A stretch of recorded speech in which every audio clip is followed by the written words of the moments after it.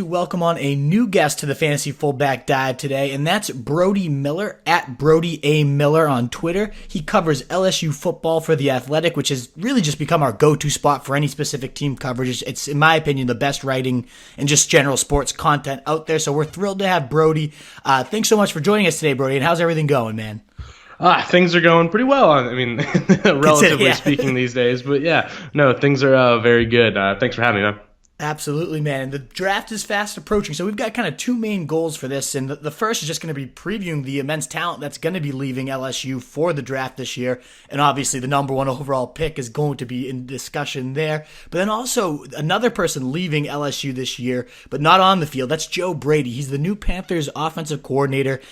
We truly think he could be that next type of McVay wonderkind. So we're also going to talk about him, what he brought to the table with LSU exploding last year, and then how we see everything fitting in for Carolina. But we'll just dive in with those draft prospects and look right at the top of the draft here. We got Joe Burrow, kind of the unanimous number one selection on all draft boards. And it's really just a matter of when and not if he's going to be that first name called. So entering last year, though, he really wasn't in too many top 10 or even top 20 quarterback prospect lists. So before we dig into that evolution and what kind of spiked for him, what do you see the Cincinnati Bengals, unless they trade that pick away, getting in Joe Burrow? Yeah, I mean, the place I always start with Joe Burrow is just to say that Joe Burrow is just a different kind of dude. And that's really, that's how his best friends have described him. He's just a weird, and I mean that in a good way, a weird, just kind of lives in his own world kind of person. He has weird interests. He just kind of lives on his own island, and it's just his only things he really cares about are football, and that's about it. I mean, everyone loved him on the team, everyone followed him, but he's a guy who not that many guys have ever been to his apartment. He doesn't really go out much or anything like that. He just lives football. So that kind of will explain our next question, which we'll get to later. But just kind of when you look at how this all turned around, you have to start with he is just a hyper competitive, hyper focused person who is one of the most competitive, and I can't exaggerate this enough, the most competitive human being I think I've ever met in my entire life, and that's almost unhealthy way. I mean that again in a good way. But yeah, so what they're getting in him is a guy who has all those traits, a guy who is one of the faster processors of information that you're going to find. And I think that's what everyone always asks, what does Joe Burrow do great? And I always say, I think, people will point to his ability to make plays, make broken plays, or people will point to his accuracy, things like that. And I just start with his ability to process information. He is a brilliant, and that's why him and Joe Brady were such a great match, which we'll also get to, is that he's so great at reading a defense, knowing what he's looking for, knowing how to see what's happening and then make a decision in a split second. That's exactly what needs to be the right call. And the line he always uses, no matter what a defense gives me, they're wrong. Whatever they try, they're wrong, because that's kind of how him and that offense were built. So I think that's what he's great at. He's great accuracy, and he's a guy who, he just kind of has that, I hate talking like this, but he has that kind of it factor that will just make things happen. He's one of the strongest guys on the team. He's one of the best athletes on the team. He's obviously a great passer. And you're going to find guys with better arm strength, but I think you would probably agree that I just think that's an overrated strength in modern football these days. Obviously you need some zip on it, but I think it's more about accuracy and processing ability. And that's what I think the Bengals are getting.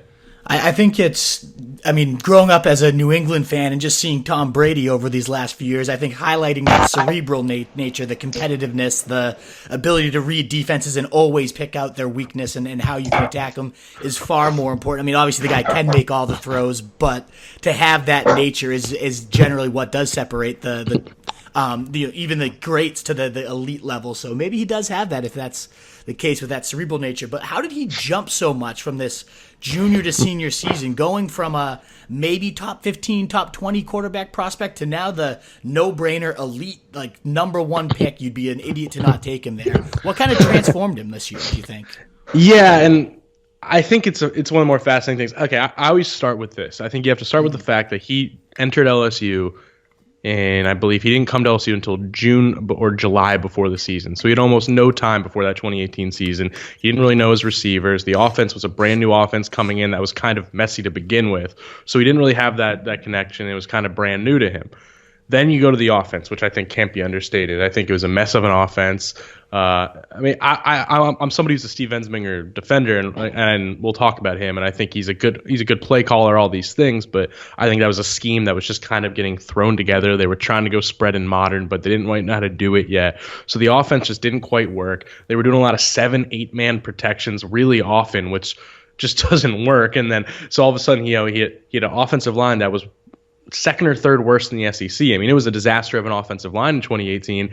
And then you're running this offense that's pretty much only sending 1 or 2 receivers out. So both, he doesn't have much time in the pocket, even with these big protections. He has almost no one to throw to, so they're easily covered. It was just kind of a mess. And so it made him look pretty bad. And he was put in all these bad situations where, it looked like he couldn't handle pressure, which, don't get me wrong, that's something he improved. But he had all these things because if anything, I always look back on that season and people point out how kind of bad he was. And I say he actually, if you watch those games closely, he was the reason LSU went 10-3, won a Fiesta Bowl, finished top 10 because he just managed those games so well with given so little. And then you go to, I think so, then you have that first full off season. You actually have the time to, and he's a grad student, right? And he's just taking online classes. I mean, he'll be the first to admit it. He doesn't really worry about school much anymore.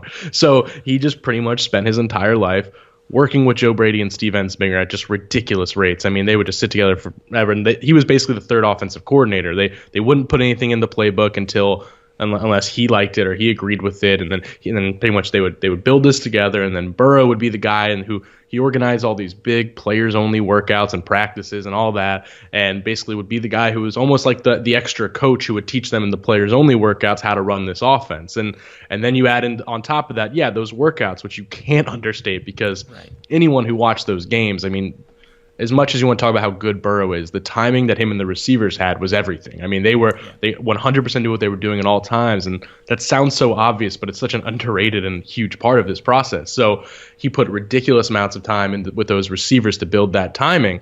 And then the last thing Jimmy Burrow, his father, will tell you is it's kind of an overly simple thing, but it's true, is that in 2018, Joe Burrow hadn't played quarterback at a real level in 4 years. I mean, since high school. So, and now he's going into SEC West football and kind of thrown into the fire. So I think that was a huge part of just he had to learn how to play quarterback at this level. And then he had a year of it. Then he had the time. Then the scheme came with Joe Brady, which again, as I was saying, is a huge part of this and then I know Burrow put crazy hours into his footwork because that was the biggest thing he saw that he kind of messed up in 2018 was he used to have this amazing footwork, and he did all this work with these tech guys in California at QB3D, and then that, he kind of got away from that. So he fixed his footwork, and it just kind of was this perfect storm. And that's a really long answer. I apologize. But no, I love all the details, man. Keep it going. This is fantastic stuff. So, I think that's kind of how he made this leap, is that it was just the combination of all those factors and then him putting in just an absurd amount of time.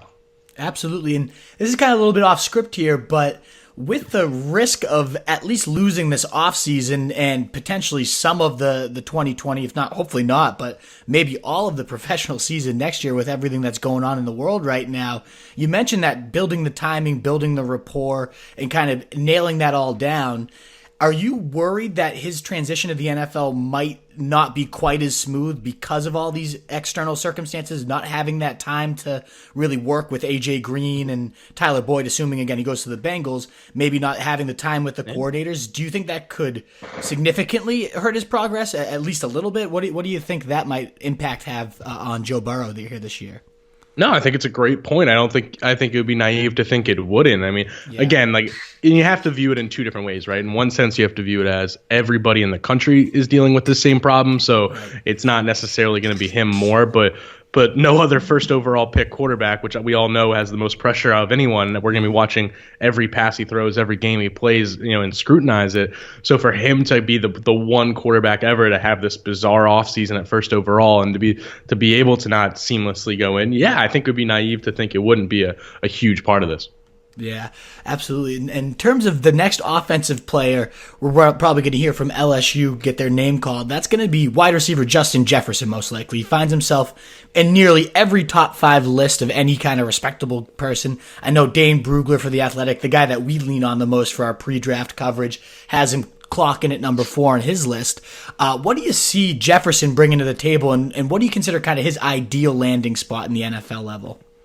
Yeah, I mean, so he's a guy who, it's funny because obviously he had 111 catches this past season as kind of a true slot receiver, and he thrived. And I think that's the best role for him. I'm not arguing that. I think that's where he'll thrive in the NFL. He's an elite route runner. I think the thing that, I remember Jerry Sullivan, the old NFL coach who worked with LSU for a while, the thing he always talked about was, he's not necessarily like a burner fast, even though he had a pretty good 40, so I think that puts some doubts at ease.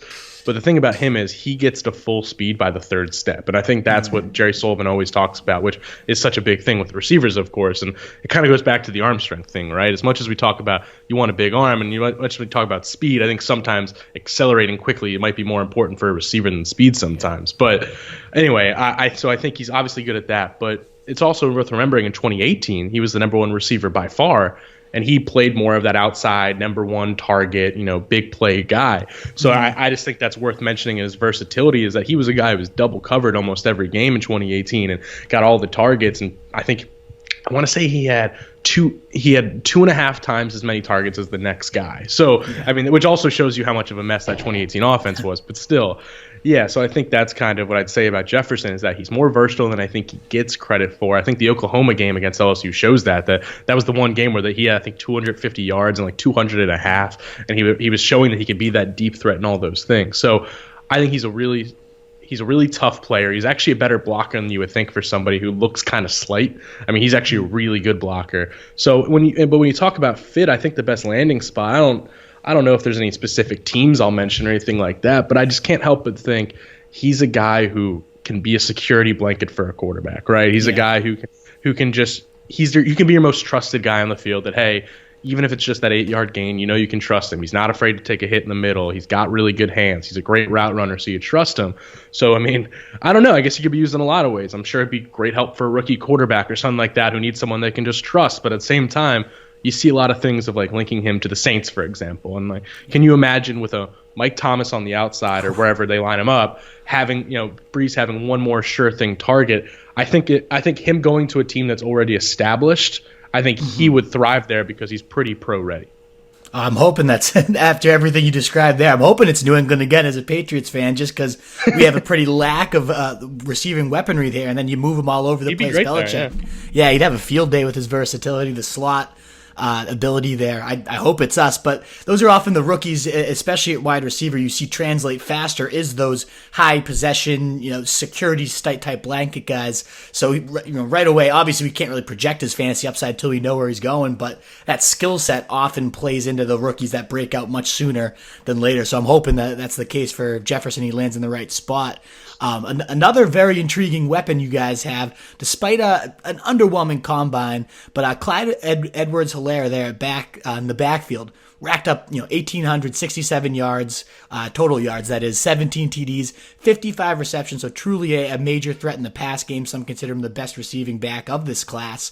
A lot are concerned, as I mentioned, that underwhelming combine, the 4.6 40. Should they be? And do you see this guy being a true workhorse like he was at LSU at the NFL level too? It's kind of funny as I'm looking at this list. The three guys we were talking about first are all guys that actually were complete surprises. It's funny, none of these guys were 5-star prospects. Jefferson was a 2-star who was the last signee of his class and was literally just thrown in at the last second. And Edwards-Helaire was just kind of an average 3-star. And I say that just to say that going into the 2019 season, I'll admit him. Writers like myself are like, he'll be the opening day starter, but there's no way he's going to be the guy all year. Mm-hmm. One of the freshmen's going to become the main guy. They just didn't think much of him. But I remember talking to one of my good friends who's a recruiting expert, knows recruiting down here as well as anybody, and he's like, don't be fooled. He's actually, like in our testing numbers and our athleticism stuff, he's off the charts in testing. Mm-hmm. So so I say that to say the 40-yard dash and the 4.6 40, that's. Sure. You're a running back. That's important. I think that's a huge thing. But I look at the grand scheme of things with an athlete, and he's a really explosive. He's really agile. He's really quick, and all these things. And he's a smart decision maker. And I just don't know if he's not going to be Chris Johnson running a 4.2 and breaking an 80-yard run. No, I'm sure an NFL player will catch him from behind if he breaks a big run or something. But I think with him, he is so versatile. He's so smart. And he can be that guy who, I think the thing you have to look at most with him is early in the season, there was this fascinating stat that LSU was last or second last in the SEC in yards before contact. The offensive line was not really opening holes for the running backs, anything like that. But Clyde Edwards-Helaire had the number 1 or 2 success rate in SEC, and he also had I think he was by far number 1 in yards after contact, which is all to say he was put in brutal situations early in the season, and he just made everybody miss. It is almost ridiculous. You watch, and those are most of the highlights you're going to see when you look at his tape. Is just there's 2 guys waiting for him at the line of scrimmage, and he can just spin out of it and whatnot. And then you add his ability as a receiver, who, much like McCaffrey, I mean, they used him a lot, like in the slot, for example, or just used him as a receiver. He's a good blocker and all those things. So, I mean, yeah, do I think he'll ever be a 250 carry a year guy? No, but yeah, like the modern workhorse is just different, and that's why, I mean, your question's smart. Is that, yeah, I think he can be a guy who can be maybe not the main running back in terms of carries, but can be a key contributor full-time. And all 3 of these guys we're talking about are also 3 of the highest character guys on the team if you talk to anybody in that program. So it's kind of a meandering response this time. But, yeah, I mean, I think he can be a main guy because he's such a good athlete. He knows the game. He's really smart, and he has that great processing ability to know exactly what move to make in real time to make the move. Absolutely. And as you continue to talk about him, the guy that I keep thinking of, I hate to keep bringing it back to New England because of my experience. I love it. James White, with the Patriots, It sounds a lot like that. And the Bucs, where Brady obviously is now located, they don't really have that clear cut, especially the pass catching role. But if Helaire is that instinctive and great after contact, great in the receiving game, and you can move him all over, man, I'd love to see him land with Brady in Tampa Bay. And I feel like that's just the exact type of player Brady loves, and that has become such a staple of the New England offense. I'm really hoping that would be a perfect landing spot, maybe there in round 2. That'd be awesome. Do you think him and Brady could do some damage together? I absolutely think that'd be a great fit because, I said with Jefferson, I imagine Jefferson will be theoretically fine wherever he goes. I kind of think Edwards-Helaire is a guy who needs to go to a place that actually knows how to use him. If he goes to some not very good team who's asking him to be their main guy and all that, I just don't like, some traditional back. I imagine his career will probably plateau and stagnate. But if he goes to play with a Brady or obviously Carolina doesn't need him, but a Carolina would come to mind just because obviously they know how to use him. I tend to go with the Saints for a lot of these examples, but I think I just do that because maybe nobody's better than the Saints at just knowing how to use people and use people intelligently. So I think he's a guy who probably needs to go to a place that just knows how to use them. Absolutely. No, it sounds perfect. The last guy on our list, too, I mean, obviously there's infinite more talent there at LSU, but as far as I know, at least, the last draft-eligible player this year would be Thaddeus Moss, and he was, of course, overshadowed by the monstrous numbers that all those wide receivers put up. He's still set, as far as I know, at least, the LSU single-season school record for catches and receiving yards by a tight end. Do you think he could make an NFL impact, Randy Moss's son here?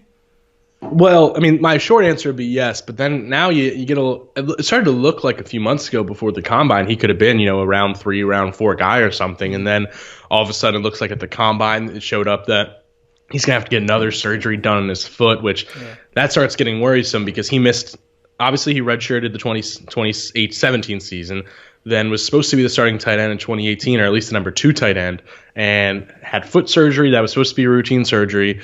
That got messed up in surgery and basically had to get another surgery at the end of the season, missed the entire year with that weird foot injury that no one knows exactly what happened. And now to know that he has to get another foot surgery, from what I understand, I think that's a big reason he's fallen really far on boards, because you'd have to, be confident in the medical there. But if we're talking just football, I mean, I think I don't think he'd ever be some Pro Bowl star type tight end, but I think he'd be a just really, really reliable tight end in the NFL for a long time, because his reputation when he came in as a transfer from NC State was he was just a really good receiver, right? You think Randy Moss's son, you see some of his catches at NC State, and it's like, all right, this is a vertical threat tight end, which is what he is, but he blew everyone at LSU away. And again, almost everyone on this list has been a surprise, which is kind of funny that, I mean, he became one of the best, probably the best blocking tight end I saw in the SEC off the top of my head. I mean, he was a go back to the Auburn game, which is the best defensive line in football. And he was going up against like Marlon Davidson and some of these guys and just flat out like beating them, and not beating them, but holding his own against defensive linemen and one-on-ones. I mean, that was kind of a game I always point to. I mean, he plays with a toughness, and then it's funny also because I always say Burrow doesn't have many, tight friends on the team. He's not like social or anything like that, but Edwards-Helaire and Moss were his 2 best friends, and he had a great rapport with Burrow. And smart receiver, can play on the far. They used him on the far outside a lot in Brady's system. They used him, obviously it's just a true tight end in that system. So I think he's a guy who, there's not too much to say, but I think if he's healthy, he'll just be a really trustworthy, solid tight end for a long time. Hopefully he moves up with Burrow. They have a clear need there at Cincinnati at tight end for sure. Eifert got away this offseason, so that would be an interesting fit if he's going to actually take off, especially in year one, to have that rapport already down. Could be an interesting fit for sure. Is there any other, was I missing anyone on this list? Is there any other draft eligible, at least offensive prospects that LSU's rolling out this year, or should we move on to Joe Brady? I believe offensively, I think that's all. Well, I guess there's Lloyd Cushenberry and Damian Lewis, the offensive linemen, who I think Lloyd Cushenberry is probably going to be the first or second center taken. But, yeah, not too much to say about those guys. Absolutely. Alrighty, so we'll move on to the next man of the hour. That's Joe Brady here. And even though he wasn't on the field, I feel like him departing, that impact is going to be as hard, maybe not as Burrow, but really ultimately a pretty big innovator to this offense. He came in as the passing game coordinator, even though he wasn't technically the OC here. And in points per game, they leaped from 69th in 2018 to first in 2018 to first in 2019. Passing wise, they go from 65th in the nation to second. So, obviously it's not all part of Brady. What other factors, before we go into him, what else could have contributed to this? And then what role did Brady actually play in it too, do you think? Yeah, so I think, Steve Ensminger, like I said, he's a good play caller, all those things. They trust him as an offensive coordinator in general. And 2018 was supposed to be the year they made this leap toward the spread. They were going to, Ogeron said they were finally going to get to 50-50 because obviously LSU's been historically a very Stone Age style run game. They were going to get to 50-50 finally. They were going to spread the ball out more. They were going to use RPOs and all these things. And they said they were going to do it. And if you look at what they did, I guess they did do it more. But they didn't really know how to do it. So it was just a flawed, kind of messy offense. They did so many of these 7-8 man protections. And when you get in a game, Steve Ensminger can call it as well as anything, but the scheme just wasn't there. So in come Joe Brady, who is this guy who was literally just an assistant to an assistant with the Saints and came on a visit to Baton Rouge with Pete Carmichael, the offensive coordinator of the Saints, to teach them in the summer of 2018 before the season. He came in to teach them about some of these, spread passing concepts they were doing and the screen game and all these things. And, Carmichael obviously was the main guy, but Brady was the one who kind of just showed a lot of them the nitty gritty and really went up on a board. And I remember talking to so many people who were in that room, and all of them were just like, this guy is only, I think he was 28 at the time. He was just like, this guy is just sharp. So Ogeron just always remembered that, and it kind of stuck with them. So when it came time to replace hire a new passing game coordinator, they just couldn't get out of their mind this guy Joe Brady and how sharp he was and how bright he was. So they bring him in, and basically the way I always put it is, okay, so yeah, Steve Ensminger knew how to call a game, but he needed to learn the scheme. And Joe Brady came in with his scheme that, and we'll get to a lot of the philosophy and all that later, but yeah. He came in with his mixture of the Joe Moorhead's RPO style offense and a long history of Sean Payton's Saints offense, and he came in, basically brought his playbook, I'd call it, and basically taught it to Steve Ensminger and taught him, updated him on how I hate to say this, but how football works now, and kind of updated him on all these schematic things and what they wanted to do and putting the playmakers in space and all these things, and then he had to learn from Steve Ensminger, how to be a coach, how to be an OC, how to call a game, all these things. And I think it was kind of a perfect marriage in that sense. So that's how that came together. And then I always say it was a perfect storm, though, because this wouldn't work if Burrow didn't just put it all together like he did, right? And it wouldn't work by any means if that receiving core, Jamar Chase and Terrace Marshall and obviously Jefferson already and Edwards-Helaire and all those offensive pieces and Moss, if they didn't break out like they did, this also wouldn't work out like it did. And then you had the offensive line, who, like I said, was one of the worst in all of college football. Well, they actually stepped up quite a bit and won the Joe Moore Award for best offensive line in the country in 2019. So it was all this kind of perfect storm of just kind of everything coming together at the exact right time that you might never see again in terms of just things clicking like that quickly. So I think that's kind of all, to answer your question, those are all the factors before Brady that contributed to it. But when you talk about the role he played, he and Ensminger were pretty much co-OCs. We all obviously know that, and they made the game plan together. Ensminger called the majority of plays technically and whatnot, and a lot of times Brady would throw a suggestion and Ensminger would either, call that play or not call it, or a lot of the times in certain games he'd be like, hey, what are you thinking here? Because Brady always has a play ready to go in his mind. And then Ensminger's, real responsibilities on top of just, he was the guy who, after a drive, he was the one on the phone with Joe Burrow after the drive, to talk about what they saw, what they were looking at. And he was the one who was doing that, and he would relay that to Ensminger, who was working on the next drive already. Or one of Brady's roles was he called third down plays in the red zone. I think that's something that Ensminger knew that wasn't a strength of his. So Brady was the guy who called all the third down plays, and the red zone offense went from the worst in the SEC off the top of my head to probably the best in college football. Right. And that was Brady called all those red zone plays. So those were a lot of his roles. And then you obviously add in the fact that he was the receivers coach. And I know we're going to talk about the receiver breakout later, but I mean, the things he did with those receivers also can't be understated. Absolutely. And you talked about how a lot of his biggest impact, though, was laying in. As good as Ensminger is as a play caller, didn't have exactly the right system or philosophy, the groundwork necessarily to call plays from. And that seems to be one of, if not Brady's biggest contribution, is bringing in a new kind of philosophy, a new style of play. And you started to hint at some of those staples, but do you mind digging in a little bit more? What are some of the things that we can expect to see out of a Joe Brady offense? Yeah, and it's funny because, say you asked me like a Cliff Kingsbury offense, you'd be like, all right, you talk about the air raid and all these principles and all these things, or there's tons of other examples I can come up with. But with Joe Brady, it's not like there's some like gimmicky thing. It's not like there's some like thing that's like, this is his style. I don't think that's true. I think what benefits him is that he is well-versed in several different think about it, 29 years old, he was already like a top protege of two of the top offensive minds in football.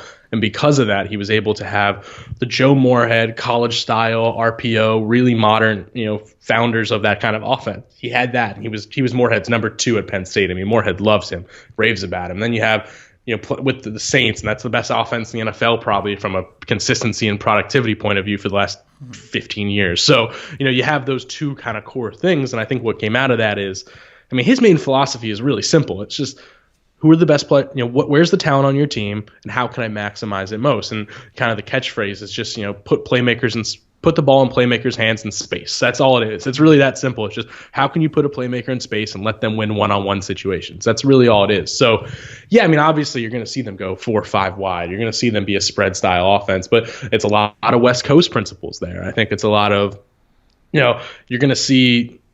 It's a lot of simplicity in the sense that, one of the things that Sean Payton will talk about at length is, in a passing play, it's you need the 3 levels of the passing game, right? You need the one guy probably running a shallower route, and one guy to run the intermediate route, another guy to run deep route. So it's stretching the defense, right? So they can't cover all these guys easily. So, it's just, I think those are the things you point to, I think, when you're talking about his philosophies. It's just about, so he's going to adjust. He's going to, there's one thing he did with the receivers was he made them learn all 3 receiver spots. He didn't let anybody just kind of learn one spot, and specialize in it so that you can move guys around, and it's all about finding mismatches, right? So the Oklahoma game, for example, they could tell that they had a mismatch with Justin Jefferson. So all of a sudden it became kind of a deep shot to Jefferson kind of game. He kept winning those one-on-ones. Or there might be a game where, all right, it's Jamar Chase, and you're going to put Jamar Chase in certain situations running crossing routes, and they couldn't catch up with him on those, or things like that. So, or I always point to the Auburn game as one of the best examples, because the Auburn game, Auburn was probably the best defense LSU faced, and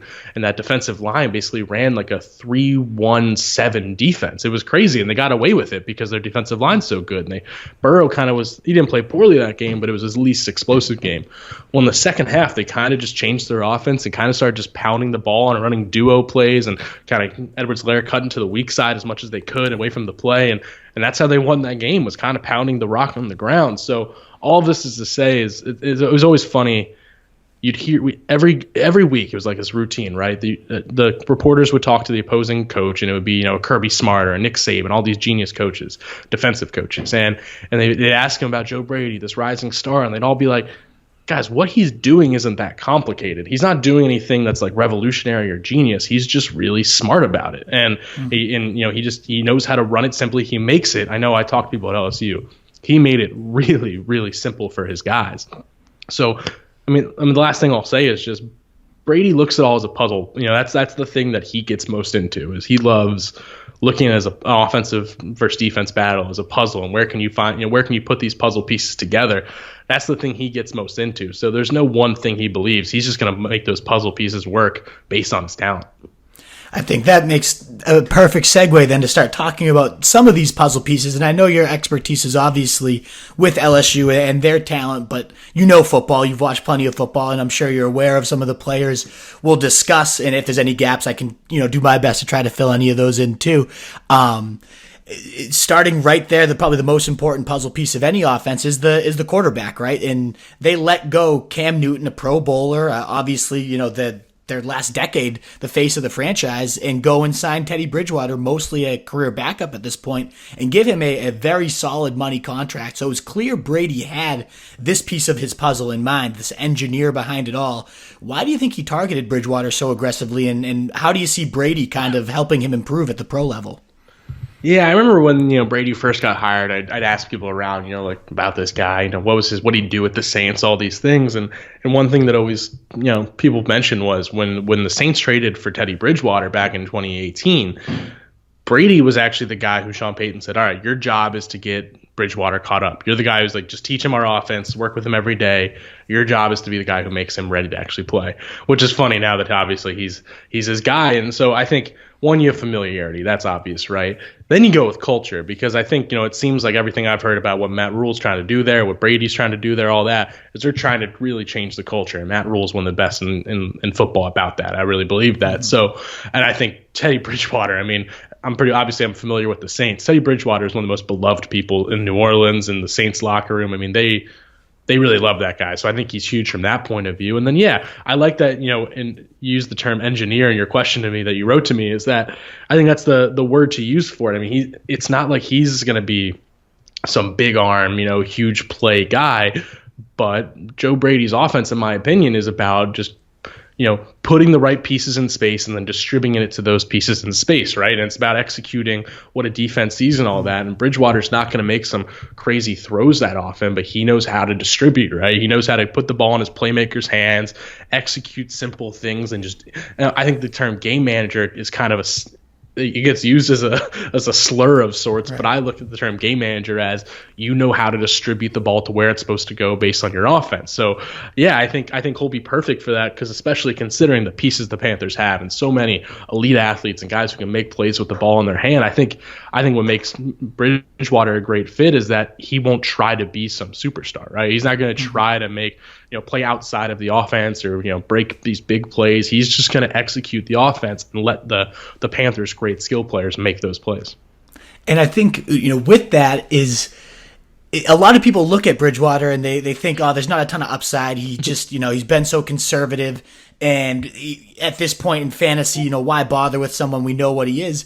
But even if he is just doing this simple task and it doesn't seem all that sexy, is just distributing the ball to these guys, there's still, in my opinion at least, and I would love to hear your thoughts in terms of statistical upside, even if he's not doing a whole ton, even if the depth of the targets isn't all that high, ultimately, I still think this guy could rack up 30-ish touchdowns or so just by getting it to his playmakers. And I think he's going to end up being one of the better fantasy quarterback values because of the scheme and how easy it can be for the quarterback to succeed in it. Do you think Bridgewater could have a pretty big statistical season in this offense? Absolutely. I couldn't agree more with what you said. There's nothing more sexy than consistency to me. You're going to produce if you're consistent. And as much as, look, like Jameis Winston's a great example of Jameis Winston can make plays that make you think he's the best quarterback, one of the best quarterbacks in the NFL at certain days. But he's also going to make some plays that make you want to cut him on the spot. And I just don't think Bridgewater's that guy. So, yeah. And, you talk about fantasy, for example, and I think that's, yeah, I don't know about you, but when I look at fantasy, I actually would rather have 16-week consistency than I would have, highs and lows and breakouts and things like that. I think Teddy Bridgewater seems like somebody you can pretty consistently bet will throw for about 250 yards a game, maybe 2 touchdowns a game. He probably won't turn the ball over. You could look at his stint with when he filled in for Drew Brees this year. He did not turn the ball over at all. So I could be wrong about that, but yeah, I think he can make pretty big numbers, I imagine. And as much as we talk about, he's not sexy, he's not a big play guy, all those things. he's still an NFL quarterback. You know, he's still a first-round pick. He can make a 50-yard throw downfield if a guy's there. You know, yeah, he might not be throwing guys open like a Patrick Mahomes or anything like that, but he's still an NFL quarterback. He's not throwing 10-yard. He's not Sam Bradford with the Eagles that one year where his average throw was like 6 yards. You know, it's still more than that. Right.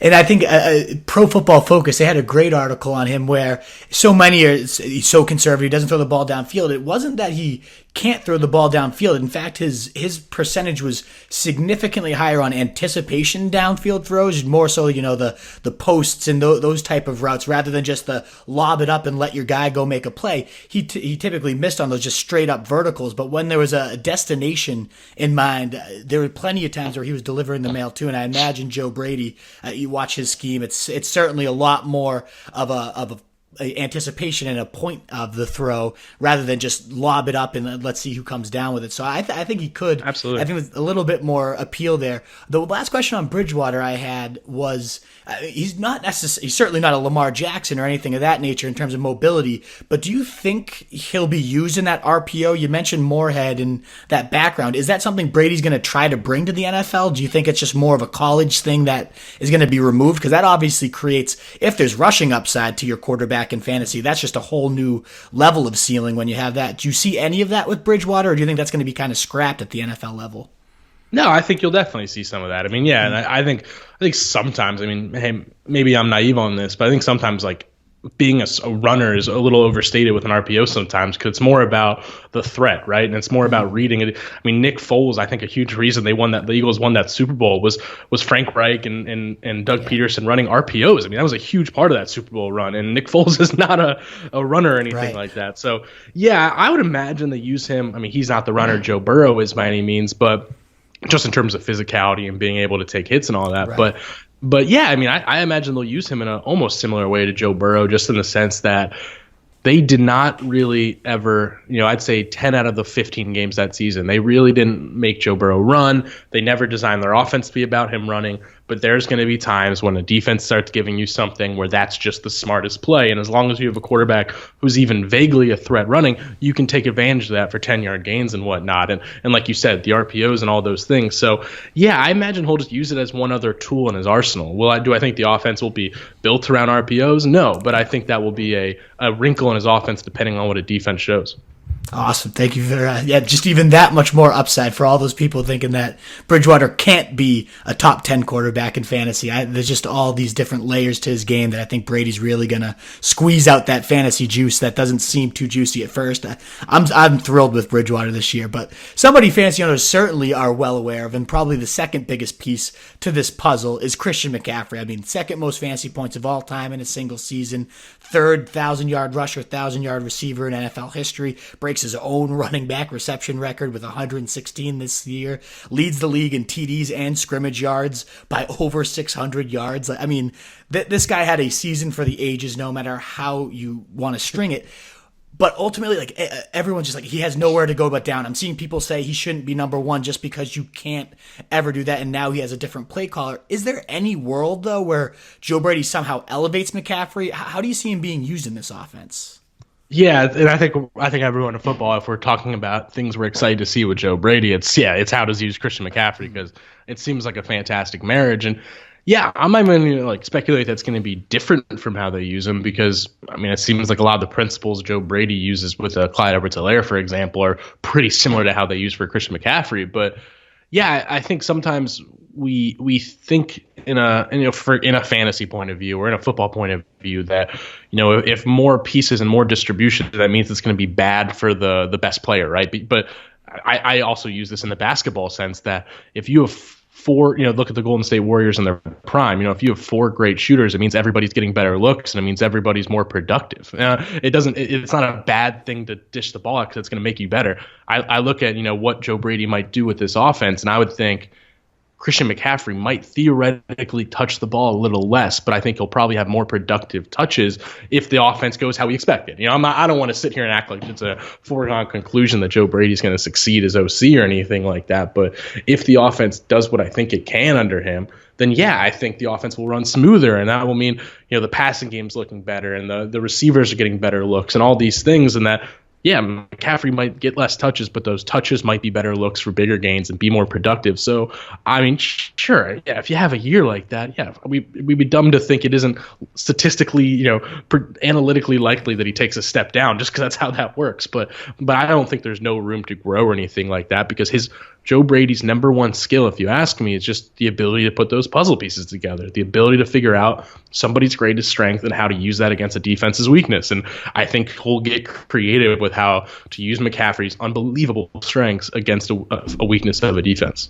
Absolutely. I think you highlighted, too, the biggest point I've made when anybody says, do I keep taking McCaffrey number one overall? He has to go backwards, right? Is sure, maybe the sheer number of touches goes down, but if this offense, which I believe was 20th in scoring last year, let's say Brady is the real deal, and again, we can't say foregone conclusion, but if you're trying to map out upside scenarios, let's say he does take this to a top 7 or 8, maybe even top 5 level scoring offense. The weaponry is there, in my opinion, to get there.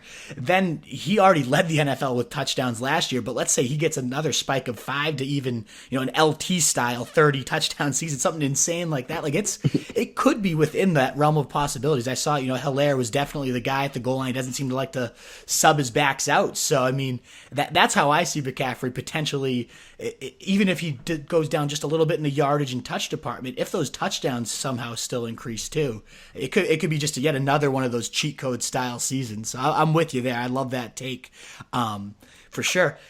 After that, though, we got a wide receiver core that's just loaded, especially now, since they added Robbie Anderson. And I mean, there was no position that gained more from Brady, in my opinion, outside of Joe Burrow.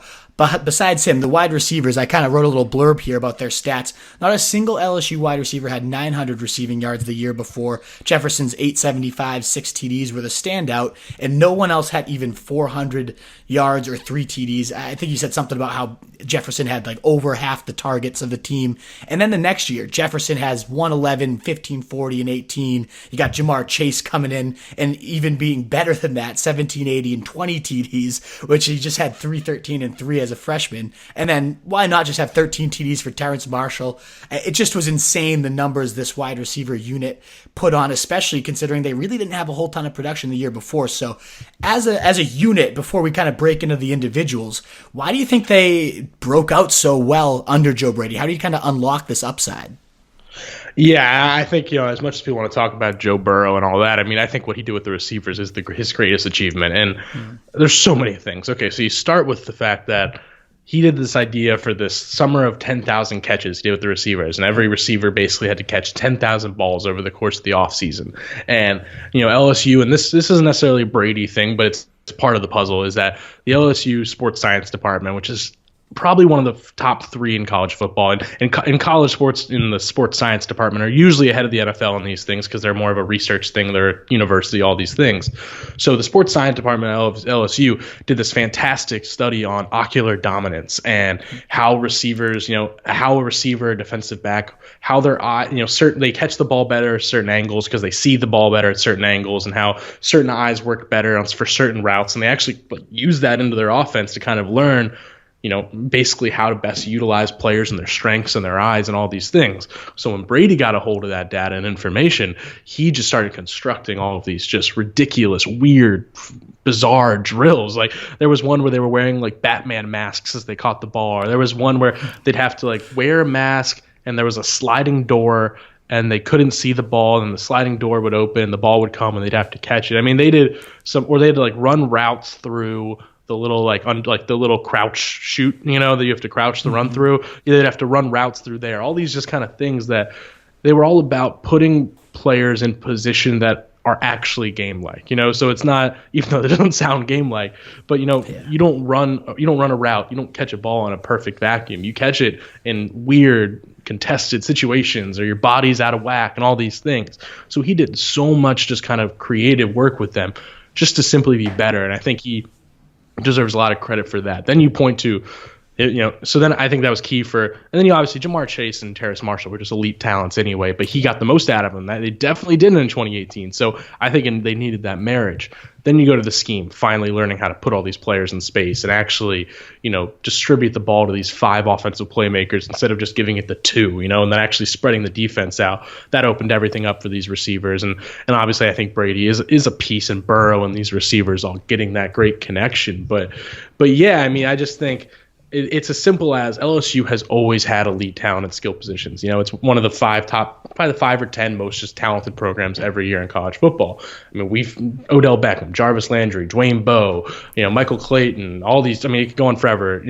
Early Doucette, all these guys who are elite talent, but they just weren't very productive at LSU. And you're just like, what's LSU doing? And we obviously know all the stories about their scheme being outdated, but I think you have to. So I think what Brady did was just say, we have so much talent here.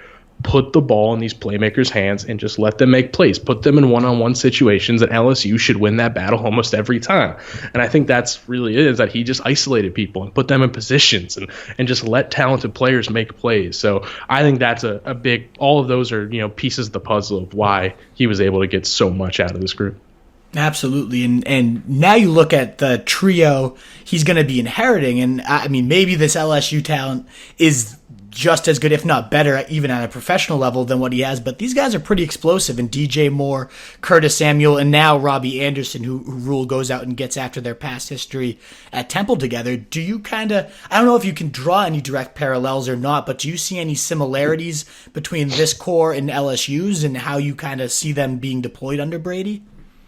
Yeah, I think you have the similarity of just, guys like Moore and Samuel are just unbelievable athletes, right? And the things they can do are, maybe a little similar to what a Chase and Jefferson do, obviously. Obviously they're in the NFL and producing, so they're probably better, but you get my point, and in a relative sense. So, right. Yeah, I think there's some similarities, or even maybe you compare Robbie Anderson to, just from a size and kind of possession ability to maybe what Terrace Marshall did or something like that. If you're looking for parallels like that. But, yeah, I'm just fascinated to see what he does with some of these guys. DJ Moore, we all know, is one of the better up-and-coming receivers in football. And I just imagine he's going to put him in the position to break out. Or a Curtis Samuel, who's a guy who's obviously so, maybe I'm naive and maybe not watching closely enough, but correct me if I'm wrong. He's a guy who can play running back and receiver in a way. Yeah. So it's like, I'm fascinated to see almost like the same way he can use a McCaffrey, that he can kind of get the most out of a Curtis Samuel in that sense. So, yeah, I don't even know if it's about parallels, right? It's just about what's your faith in him getting the most out of players and finding the best use for him. And that is what I always say is Brady's strength. So I'm sure he's going to get a lot out of him. I think especially with Samuel, as a guy that just seems to be misused so far in his early career, just kind of almost more so like a deep decoy, where he was top 10, I think, in the NFL in air yards targeted, and he just had the ball continue to be sailed over his head. But as you mentioned, and anybody that watched him play in college, he came out as a running back wide receiver hybrid, a Percy Harvin style player, and just has barely gotten any of these yak opportunities here. And I'm very excited. We all know DJ Moore can do it. He's already been used in that way, and I'm with you. I think he breaks out the most of these guys, but in terms of who might see their own personal gains, I think it's going to be Curtis Samuel, as you mentioned, has not been used as a running back nearly as much as his skills would allow. And if Brady's as good as molding to his talent and using these guys, and you bet speed and space over and over, that's a guy that if you can get him into space, I think we haven't seen even close to what his ceiling is. And yeah, Robbie Anderson, again, speed. So I think he's really going to have a field day with this core. I think Bridgewater is just going to distribute the way he needs to, and I see it working very well. One question I didn't have on script, and you mentioned this, though, it kind of prompted my thinking, is this line went kind of from one of the worst to one of the best. Now, I don't know if that was an injection of some new talent or if it was part of the scheme, but I've read a lot about Brady kind of minimizing the protections. You talked a lot about 7 and 8 man protections, and then I think this year he went to 5 man. Like, how does that actually, to the average fan, like, it's less people blocking, it can't really help. But in your point of view, how does that kind of help turn things around? Or could that, a lot of people are worried about the Panthers offensive line being able to sustain this. Should they be? What do you think happens when you switch those type of protections? Yeah, it's a great question, because it's something Joe Brady actually has a strong belief in. And he once went on a rant to a question I asked of basically like, everyone thinks that a 7-8 man protection is better for an offensive line, but all data will show you that actually pass protection numbers are infinitely worse with those protections because one, I mean, you can get to the nitty gritty and a lot of the stuff will show you that it actually like doing those protections actually brings more bodies near the line of scrimmage. And that actually makes pass protection more confusing because then it's harder to dissect who's going where. And that's how a lot of those things happen. But, I mean, the fundamental thing that Joe Brady believes is that a 5-man protection, sure, he'll use some, more. I think I even saw a touchdown in the Clemson game where he had a 7-man one. But overall, I mean, that's his philosophy is. And it's the idea that the more you're spreading the ball out and getting the ball out quicker, the less pressure you're putting on the offensive line. When you put it like that, it all sounds so obvious and simple, but it's true because, I mean, as much as I said the offensive line improved, it is kind of my hot take that I don't think this was by any means the best offensive line in college football. I think it was pretty good, probably in the 20s or something, but they looked really good because the scheme finally caught up and put them in better situations. So, yeah, I mean, that's a firm belief of his is that if you're spreading the ball out, first off, you're putting less bodies in your line of scrimmage. Two, that means it's easier for your quarterback, and Bridgewater is perfect for this, at getting the ball out quicker. So, yeah, I think that's going to open everything up, and it works in the run game too. That's less bodies in the box, for example. And so, yeah, that's a long way of saying, that's a firm belief he has, is that he believes 5-man protections are actually better pass protection than 7 or 8. Interesting. Yeah, absolutely. I love that point. I think I read your article on it, and that's kind of how we got to you. I was reading that one. I just love even getting down to the line level. So that stuff's great too. And now the only last question I have here is he's going to be the youngest play caller, Joe Brady, in the NFL. Like, do you think he's up for that task? What do you think his long-term ceiling is? Is he going to be this next Sean McVay, or what's your prediction for how Joe Brady does at the NFL level? Yeah, I mean, I know it was funny because it was always this fun game, right? Of like everyone being like, does he want to be in college and all those things? And is he actually going to leave and all that? But I mean, I remember when I was doing features on him before he even really started the job. And I mean, you talk to his friends, you talk to everybody, they'll tell you his goal his whole life has been to be an NFL head coach. That's his goal. And so, I mean, I think that is his ultimate goal, and that's what he's working toward. But I guess the realer question is, do we think he can, right? And right. I mean, I think he's that kind of smart, right? And, McVay, the thing with him, I think McVay is as sharp and smart as anybody, and also he's just so good at the relationships part of it. I think that's what I think puts him ahead of his years, is that he's so good at managing a locker room, working with guys, making guys actually want to play for a 31-year-old and all that. And I think Brady is that kind of sharp. He's that kind of smart. He has that kind of plan. I mean, I wrote a story, I think last October or so, that when he was a GA at Penn State, he was already building a playbook for when he was an offensive coordinator. Like, he had a playbook ready. And another GA buddy's like, I've never seen anybody do that in my life, like even when they're just a position coach, let alone when they're, so that's just kind of how he thinks, is that he's thinking that far ahead and he has a plan. But yeah, I mean, I think he's a guy who people just flat out like being around. He's a guy that's really easy to get along with. He kind of acted like an older brother to a lot of the receivers and the players and whatnot. So I'm very, very interested to see how that works in the NFL, because it's just a different dynamic. But if you're just going from does he have the mental aptitude, I think that's probably his upside, is absolutely to be an elite head coach one day. And I think he has the personality. People like working for him. I mean, people like working above him. I mean, it's not common that a coach like Joe Moorhead will pick up the phone any second to be like, yeah, I want to rave to you about Joe Brady. He even said to me, he's like, anything for Joe Brady, so it's not common for, or I know Sean Payton wasn't exactly psyched he left because they didn't want to lose him. So I think when you have the respect of both Elder or Steve Ensminger, right? Steve Ensminger put his ego aside to work with him. So you look at that says something, that older, more experienced people respect him, right? That means something. Then you go to the fact that he relates really well to younger people. And I could see, he has the relationship abilities, when you look at it that way, to actually make that work, which is such a big part of that job. So that might not even been what you're asking, but I do think he could be a head coach. I'm not going to say anybody is the next Sean McVay, because that's a lot to ask, but I think he can be a head coach. Absolutely not. I think that's fantastic. And I mean, we were excited entering this interview about Joe Brady. I already wrote a feature on him, and I think you always try in fantasy to unlock what factors drive upside, and I think coaching is one of the biggest things that gets overlooked in terms of players just spiking from one year to the next. You see in a whole offensive turnaround. Again, 20th the Panthers this year. If they just spike to the top 5, what does that mean for all the skill players? Obviously, the stats are going to be there to support that if they do and if they don't. So I was already excited. You've got me even more hyped up on Joe Brady. I think he's going to be the real deal too, so I'm with you. And man, this was fantastic. You gave us tons of great in-depth answers to everything I asked. So thanks so much for the time today, Brody. Do you mind reminding our listeners where they can find you to interact? Absolutely. Follow me at Brody A. Miller on Twitter, and then subscribe to The Athletic. Read anything I write at theathletic.com. There's plenty of discounts and a 90-day free trial going right now, so please sign up. Thanks, guys. Absolutely. Thanks again, man. Really appreciate the time.